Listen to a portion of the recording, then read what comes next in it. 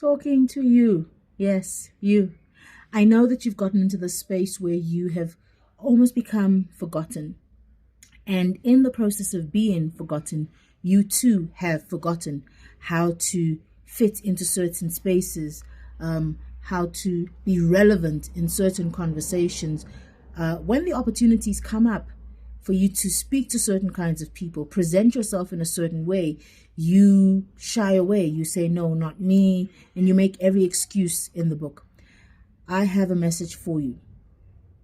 You feel like you don't belong in a certain space anymore because you had to, for a season of your life, come out of that space for a breaking only to be made over again. And now that the potter is done making you, he's saying to you, I want to put you back on the shelf. And you're saying, I don't qualify. You're saying, I don't speak the language anymore. Like Moses, you're saying, but I have a stutter. Send someone else. And he is saying, no, I'm not sending someone else. I'm sending you.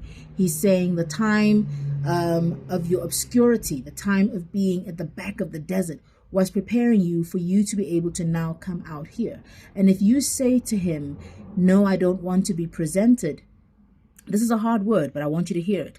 If you say to him, no, I've gotten comfortable with being in the back, don't send me, send someone else. You might find that like Vashti, there shall be an Esther replacement for you. And so this is the message that I have for you. You don't think you qualify anymore to be in those spaces simply because in the time that you were taken out of those spaces, life seemed to go on. Things seemed to evolve. You've forgotten how those things work. You don't know how to get back in the game.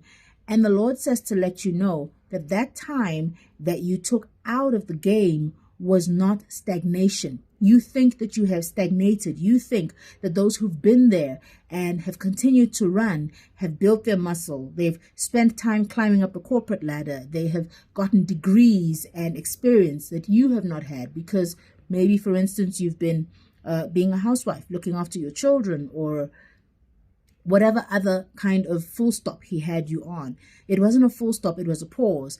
And it has made it such that you have so much more value to add at this point in time. And so he says, no, you don't get to hide what I have created in you. Now, this is the one thing he said to me that was just, it was just the punch for me. He said, Joseph was climbing up the corporate ladder. He was managing his father's estate. And then all of a Sunday, he gets thrown in a pit, becomes a slave, ends up as a prisoner. But in that time, or after that time, when the appointed time came, when I knew he was ready, I took him straight from prison after all of that time. No experience. No, he had not managed to get another degree and another degree. His CV seemed to have that 13-year or however many years it was. I think he was 33, went in at 17. So 33 minutes, it's about 16, 17-year gap.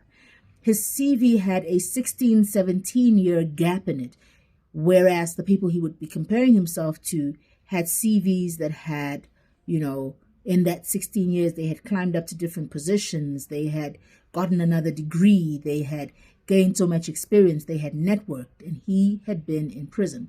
And the Lord says to let you know that he went from that situation in prison straight to the top job.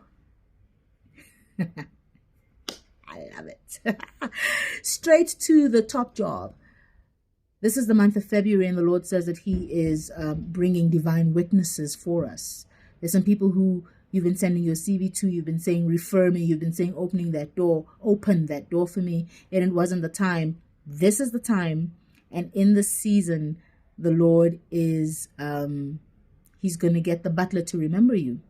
And you're going to, outrun the chariots of Ahab. Ahab has flown ahead of you in his Lamborghini, and you have been praying. And now when you see the sign of a fist in the heavens, the Lord says, run. And you begin running, and you outrun the chariots of Ahab. You outrun those who went before you, those who had opportunities you did not get. And so he basically says to let you know, please put aside the low self-esteem. Please put aside but I stutter. I used to be a prince like Moses, but I've spent the last 40 years in the desert tending to somebody else's sheep. I've not even had entrepreneurial opportunities. I've not had, the opportunities that other people have had. I've been a farmhand tending to somebody else's sheep. And the Lord is saying, I'm going to take you from being a farmhand tending to other people's sheep and take you straight to being the first governor of the nation of Israel. God don't do things the way we do. He doesn't do them the way you expect them to be done. One thing I've come to know is if you think you know him, actually you don't. And so my message to you is 2023, receive the instruction to run. When he says run, just ask him how fast. When he says jump, just ask him how high. Don't begin to think about the fact that I don't know how to speak. I don't fit into those spaces anymore. I don't even have the appropriate wardrobe. My CV is not... He doesn't operate with any of those things. You're his child, and he has selected you for his favor. His favor is not fair. It's his prerogative.